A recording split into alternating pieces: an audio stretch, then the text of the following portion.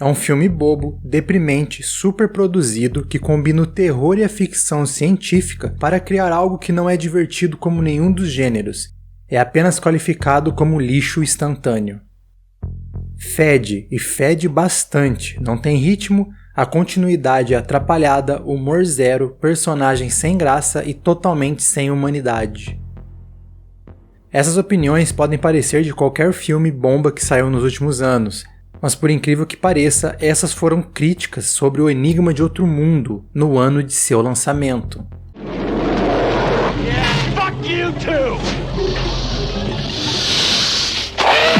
Hoje, o filme é um clássico, um dos principais filmes de terror das últimas décadas, um dos mais influentes da ficção científica e um marco nos efeitos especiais.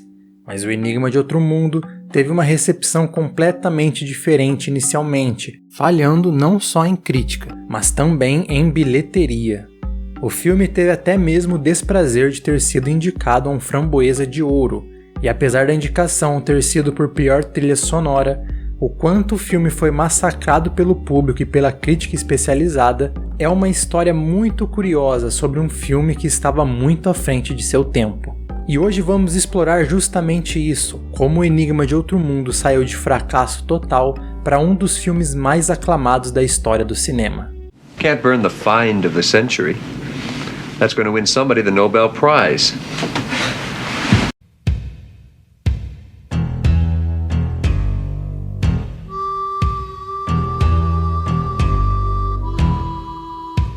John Carpenter é responsável por alguns dos filmes mais famosos do cinema B. Halloween, Assalto ao 13º DP e Fuga de Nova York são grandes clássicos. E todos são filmes independentes. O Enigma de Outro Mundo foi o seu primeiro projeto de estúdio e o mais caro na sua carreira na época, com um orçamento de impressionantes 15 milhões de dólares. Certamente, Carpenter deveria estar muito animado com a oportunidade, principalmente depois de projetos menores tão aclamados. Ele então fez o seu filme mais ambicioso, não apenas na parte da produção e de efeitos especiais, mas também em tom e atmosfera. O filme adaptou a novela Who Goes There, de John Campbell Jr., que por sua vez já tinha chegado ao cinema na adaptação de 1951, O Monstro do Ártico.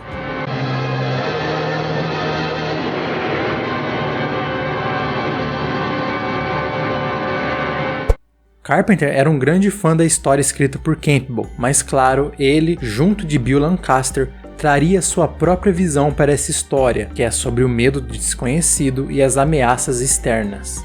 E ainda teríamos um terceiro nome fundamental para trazer o Enigma de Outro Mundo à vida, Rob Bottin, criador de efeitos práticos responsável por isso.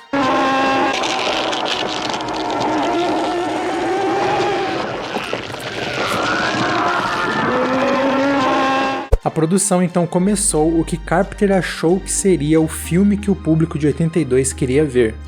Who Goes There e O Monstro do Ártico tiveram aceitação de público e crítica positiva, então o que tornou O Enigma de Outro Mundo algo tão diferente?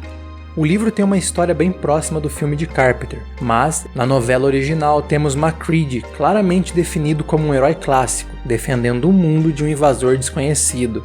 Da mesma forma, O Monstro do Ártico mostra os norte-americanos com seu status quo do período pós-Segunda Guerra Mundial, com seus soldados vistos como heróicos, os salvadores do mundo das garras do invasor. O primeiro filme, que é mais distante da história original, mostra a união de um grupo contra o inimigo em comum, uma visão muito mais positiva da natureza humana e que refletia o período pré-anos 60 do país. One of the world's greatest battles was fought and won today by the human race. Here at the top of the world, a handful of American soldiers and civilians met the first invasion from another planet. A man by the name of Noah once saved our world with an ark of wood. Here at the North Pole, a few men performed a similar service with an ark of electricity. O Enigma de Outro Mundo também tem inspirações no status quo dos Estados Unidos, mas em um período pós-guerra do Vietnã. A história não tem heróis definidos, MacReady está muito longe da sua persona no livro e temos uma atmosfera que explora muito mais o medo da incapacidade humana diante de desafios maiores que a nossa compreensão. O foco principal, a paranoia, a falta de confiança nos seus amigos e as tensões do ser humano ao tentar apenas sobreviver. É um filme com muitas camadas e um final ambíguo que até hoje deixa muita gente perplexa com o seu significado.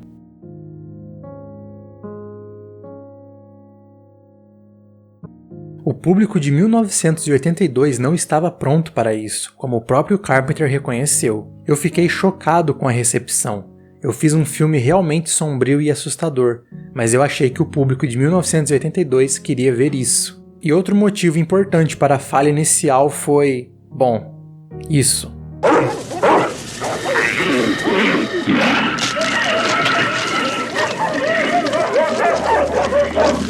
A Mosca só chegaria ao público em 1986, Reanimator em 85, e o gore do cinema italiano ainda não tinha o status que possui hoje.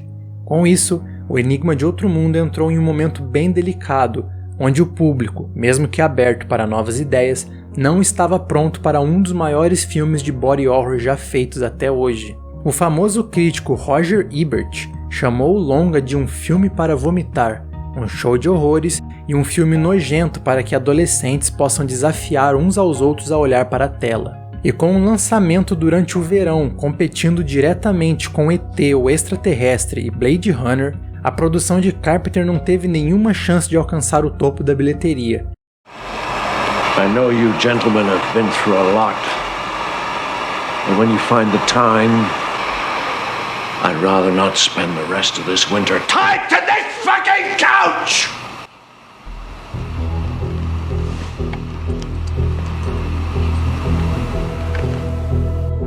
Após ter sido massacrado pela crítica, ele ainda ganhou uma indicação ao Framboesa de Ouro de pior trilha sonora. A nomeação é bastante bizarra considerando que o tema foi feito por Ennio Morricone, o lendário compositor por trás de algumas das trilhas sonoras mais influentes de todos os tempos.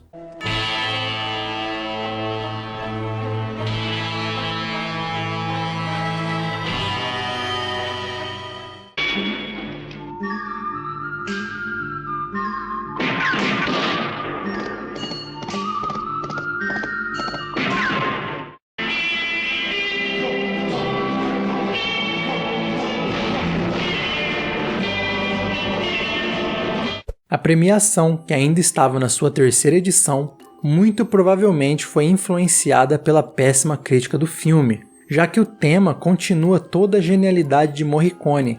Ainda mais bizarro, os outros indicados foram John Williams e Jimmy Page, o guitarrista do Led Zeppelin.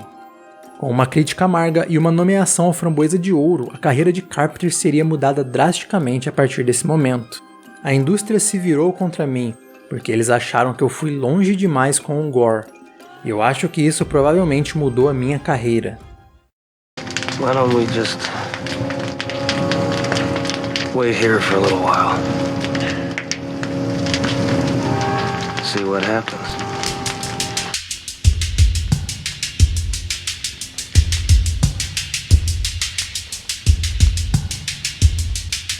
A Universal tinha um contrato de 6 filmes com John Carpenter, mas após o fracasso de O Enigma de Outro Mundo, a distribuidora ficou com medo dos futuros projetos, cancelou o contrato, pagou uma multa e Carpenter estava novamente sem o apoio de grandes estúdios para os seus filmes. A sua próxima colaboração com a Universal era para ser uma adaptação de Firestarter. Com o cancelamento do contrato, ele teve que voltar para a cena indie de Hollywood. E foi justamente com uma história de King que ele continuou a construir sua carreira. Em 83 ele dirigiu Christine, o carro assassino, e ele seguiu em 84 com O Homem das Estrelas, e 2 anos depois Eles Vivem, e com a evolução do público, aos poucos os seus filmes começaram a ser vistos com outros olhos. Com o tempo, as pessoas começaram a perceber que o que supostamente fazia O Enigma de Outro Mundo ser repulsivo, na verdade eram suas principais forças. Um filme capaz de transcender a sua década e ser influente até os dias de hoje. De massacrado a aclamado, O Enigma de Outro Mundo encontrou seu lugar na história do cinema.